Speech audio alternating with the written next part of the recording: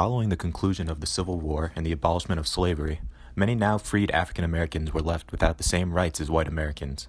The Civil Rights Act of 1866 guaranteed citizenship regardless of race, which was a huge step, but many still lacked rights which were exclusive to white Americans, like the ability to vote. President Ulysses S. Grant felt that the right for black males to vote was important for the Republican Party, and on February 3, 1870, the 15th Amendment was ratified. This amendment was the third and last of the Reconstruction Amendments and was a major step towards voting equality for all Americans. The 15th Amendment states that the rights of citizens of the United States to vote shall not be denied or abridged by the United States or by any state on account of race, color, or previous condition of servitude. This meant that every male citizen in the United States could vote, including African American citizens and now freed slaves. However, not all was well just yet. Passage of the Jim Crow laws, violence, and other measures were used in order to prevent African Americans from being able to exercise this right. The passage of the 15th Amendment was a major step towards equality, which was overshadowed by these actions at the state level. Jim Crow laws were laws implemented by Southern Democrats that would limit, restrict, and hinder the progress of African Americans and other non-whites in America after the Civil War. Specific laws would keep blacks from riding the same public transportation as whites, attending the same schools as whites, going to school at all. It forced legal labor, hindered the ability to hold an actual job, and of course, laws like the Grandfather Clause and literacy tests stopped them from voting altogether. These laws were specifically implemented to stop black voting rights and made it almost impossible for any African American to vote at all. The Jim Crow laws, also known as Black Codes, were implemented as early as 1865.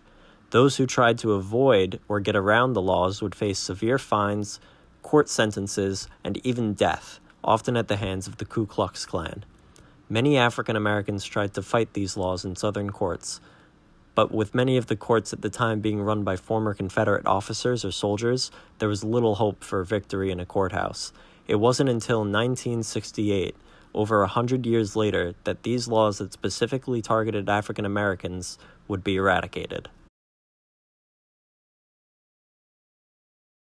There are many examples throughout American history of African Americans being treated unfairly in terms of voting rights specifically. During the time of the Civil Rights, there were many examples of this in the courts. An African American, William Gardner, tried to pay a tax that would allow him to vote but was refused by the tax collector. Hiram Reese and Matthew Fouché falsely stated that Gardner had not tried to pay the tax, which was not the case. Under the Enforcement Act of 1870, it states that if an official refuses someone from performing an action that they need to take to be able to vote, the citizen can and should present an affidavit that will then allow them to vote. Gardner presented Reese and Fouché with the affidavit, and they would not accept it. Therefore, Reese and Fouché were charged with violating the Enforcement Act of 1870 and the 15th Amendment. Despite how clear it is in this case that they were both violated, the Supreme Court ruled to dismiss the case because the charges were too broad. So what was the 24th Amendment? The 24th Amendment of the United States Constitution prohibits both Congress and the states from conditioning the right to vote in federal elections on payment of a poll tax or other types of tax. The 24th Amendment was ratified on January 23, 1964. The United States ratified the 24th Amendment to the Constitution. Congress proposed the 24th Amendment on August 27, 1962. The amendment was submitted to the states on September 24, 1962, after it passed with the prerequisite two-thirds majorities in the House and Senate. The impact of the 24th Amendment opened up the doors for all people to come and vote and ensured the prohibition of poll taxes on voting in any federal election. This opened up a new widespread amount of voters of all races and social classes that can now voice their political opinions and aren't stopped at their monetary limitations. The USA had to implement the 24th Amendment due to the fact that it was put in place to truly root out the segregation of poll taxes that had been institutionally placed within 5 post-Reconstruction southern states.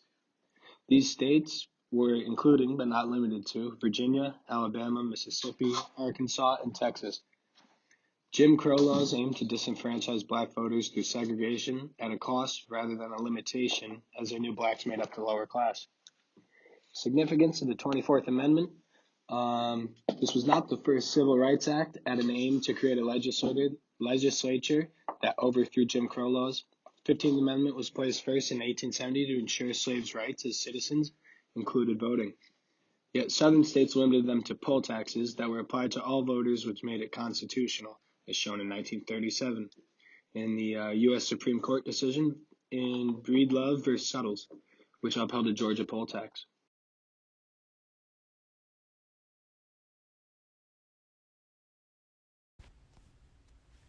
In 1964, there was a false idea that when an African American man was unregistered to vote, it was simply because he did not want to vote. To prove that this was untrue, the Mississippi Freedom Summer Project recruited volunteers to help black men register to vote.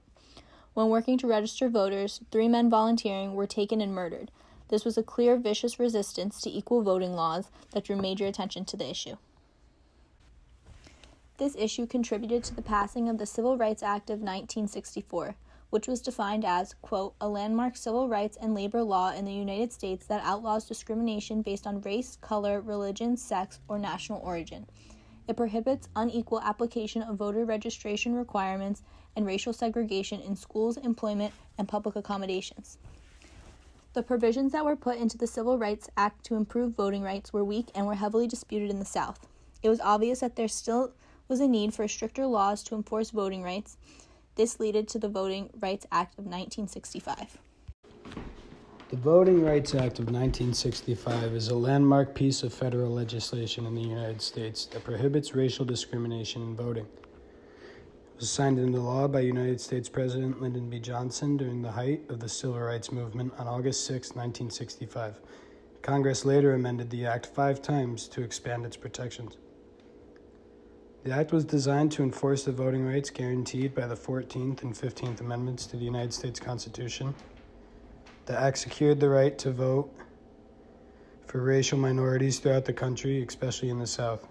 According to the U.S. Department of Justice, the Act is considered to be the most effective piece of federal civil rights legislation ever enacted in this country.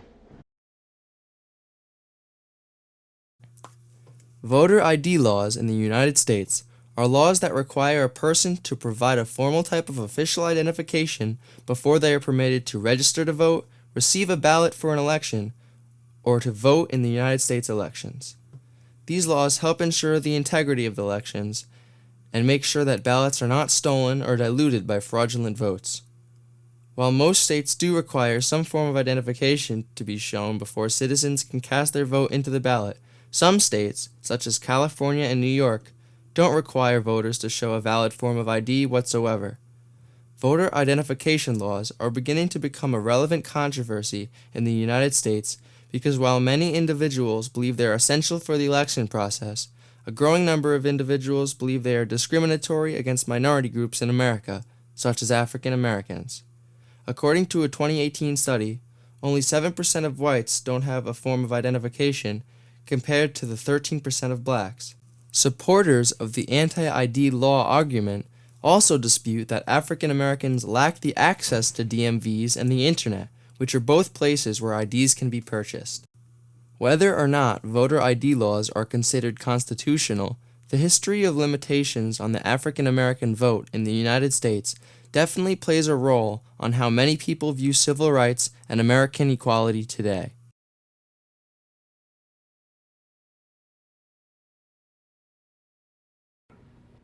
Many of the issues of civil rights are very complex and most difficult. But about this, there can and should be no argument. Every American citizen must have an equal right to vote.